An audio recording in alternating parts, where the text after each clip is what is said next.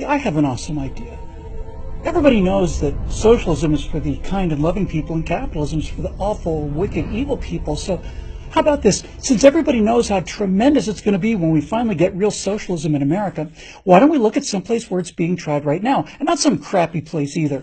Someplace like America, someplace rich. This is Hugo Chavez, president of Venezuela from 1999 until his death in 2013. This son of a working-class family led the poor of his country to overthrow the greedy, vile, and heartless capitalists who'd made Venezuela the richest country in South America by extracting the country's enormous oil reserves, oil deposits that may still be the largest in the entire world. And so, like any good Marxist, Chavez turned all of the oil wealth of the country over to the Venezuelan people. Now, it's been my personal experience that socialists seem to be strangely immune to images of what socialism does to people, so let's just take a quick little peek at what kind and loving socialism has done to the animals in what was once the richest country in South America. Here's a tiger at the socialist Venezuelan zoo. Here's an elephant at the socialist Venezuelan zoo. And here's a lion at the socialist Venezuelan zoo. But hey, if you're a socialist who loves animals, stop worrying. You'll be relieved to know that these beautiful animals are not starving anymore. And that's because the starving humans in socialist Venezuela broke into the socialist Venezuelan zoo and ate them. Now here in America, of course, the horrible income inequality means that most people can afford to feed their pets very well indeed. But in Venezuela, socialist economics means that one can of dog food costs about the same as 1 day's pay. Now, it's not fair to say that all Venezuelans are watching their pets starve in front of their eyes. That's because many of those dogs and cats, who Venezuelans love as much as we love our own dogs and cats, aren't starving anymore at all. Because thanks to socialism, starving humans in the country with the richest oil reserves in the world are eating their pets too. What a blessing socialism has been for the Venezuelan poor. Hey, have you ever stood in a long food line in America? Yeah, me too. Sucks, huh? These are what the food lines look like in Venezuela.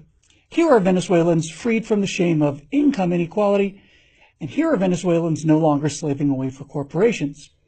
Here's a Venezuelan man shopping in the new classless society, and here's a look at Venezuela's free socialized health care. Oh, one more thing. This Venezuelan woman is actually pretty well fed. She ought to be. She's the richest person in Venezuela, worth over $4 billion. $4 billion. Her name is Maria Gabriela Chavez. You see, $4 billion of zoo supplies and pet food and medical supplies and all the rest of it somehow accidentally ended up in the pockets of that great Marxist man of the people. Now it belongs to his daughter.